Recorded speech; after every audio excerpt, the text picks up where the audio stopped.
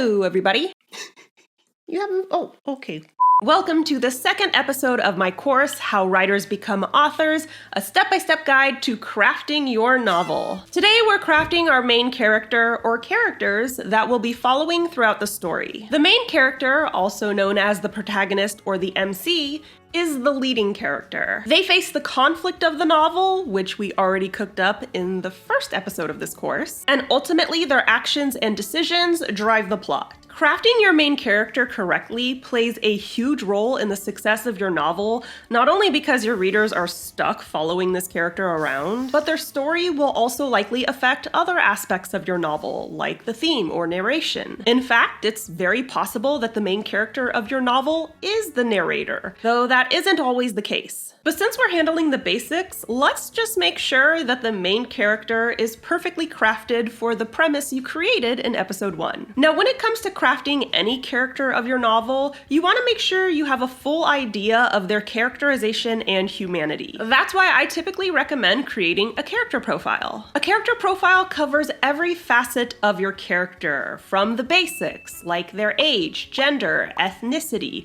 or physical appearance, to their lifestyle, like their family, occupation, or hometown, and to their personality, like their strengths, weaknesses, beliefs, and fears. If you want to learn more about crafting character profiles, I have an entire video on this topic. I also cover this in depth in both of my writing craft books, Shut Up and Write the Book and How to Write Romantasy. Since we're talking about our main character, let's assume the character profile is already complete. These are the steps you want to take when crafting your main character, or MC, so that they shine from the page and appropriately lead your story. The first step is to make sure your conflict, or the premise of your story, directly affects the MC. The conflict isn't just appearing in the periphery of your MC's life. It's affecting them head on, and they need to face it in order to move forward. One of my novels follows a dangerous gladiatorial tournament with only one winner. Surviving this tournament is a huge part of my story's conflict. That means my MC needs to be in this tournament.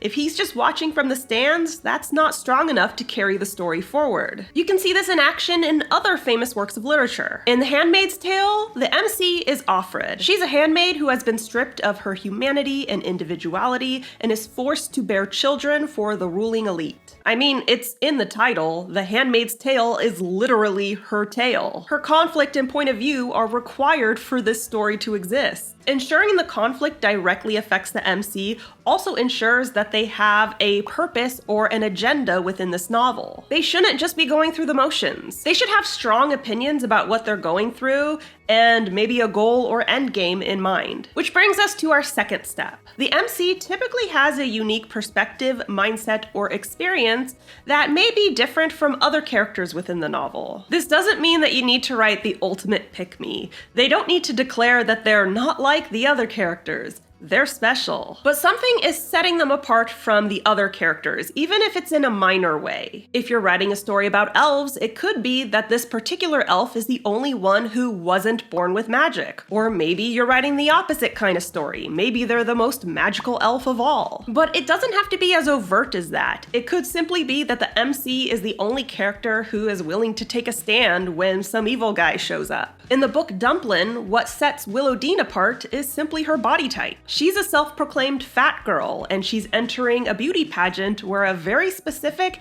and very skinny body type is expected. If Dumplin' was told through the perspective of one of the other contestants, it wouldn't work. Willowdean needed to be the MC due to her unique perspective. The third step is to give your MC flaws or fears or both that will be tested by the conflict. An MC should never be perfect. It's not relatable or likable, plus it doesn't move a story forward. The conflict is supposed to be a challenge for the MC, and usually that's in part due to some flaws or fears that they're struggling with. Does your MC struggle with their confidence? Maybe their issues with insecurity cause a huge blunder later in the novel. On the flip side, is your character arrogant? Maybe their inflated ego makes them underestimate their conflict, and they have to face a harsh reality about their circumstances. This This is important because it makes the stakes of the conflict feel real. If the goal is easy to achieve, it's not interesting, nor is the story worth telling. It also helps to advance your MC's arc, which we'll discuss a little bit more later in this course. Lastly, you want to make your MC likable,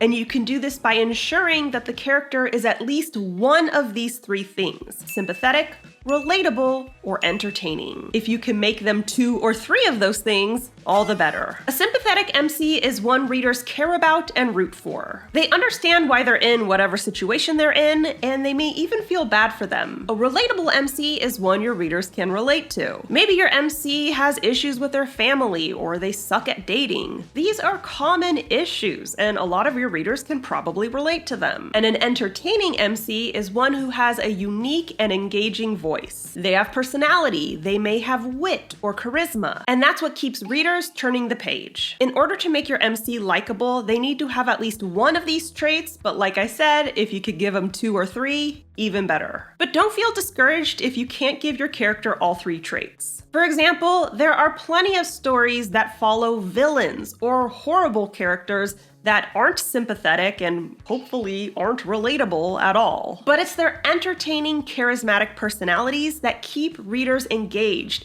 even though they're terrible people. Perfect examples of this are Alex from A Clockwork Orange and Joe from You. Both of these characters are unhinged, to say the least. But because their voices are entertaining to read, they make for compelling main characters, despite not being sympathetic or relatable. Of course, I'd argue most main characters, or at least more than half of main characters, aren't villains, which gives you better odds of hitting more than one of these 3 traits. Alright, it's your turn to create your main character or main characters that you'll be writing about. Please be conservative when dubbing a character an MC. Just because you enjoy them or like writing them doesn't mean they need to be a main character. While there are exceptions to the rule, I'd say the average novel doesn't need more than 3 main characters. Get to creating your character profile, then after that, tackle these 4 steps to make sure your MC shines on the page. I've got a worksheet in the description for you if you need extra help. So that's all I got for you today. If you like dark fantasy romance, the first 3 books of the Savior series are available right now, and I only just recently released The Savior's Army. It's linked below. You can also check out my writing craft books, How to Write Romantasy, as well as Shut Up and Write the Book. They are also linked below. And don't forget to subscribe to my channel. I post new videos on Wednesdays and I host live streams on Mondays, and if you want to be alerted as soon as I upload, ring that bell. Bye!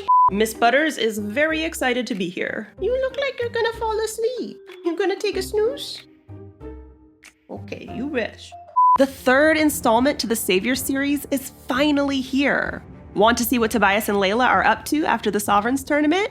Check out The Savior's Army by me. And if you want any updates about my other books, or if you just want some writing advice, be sure to subscribe to my channel and ring that bell. See you soon.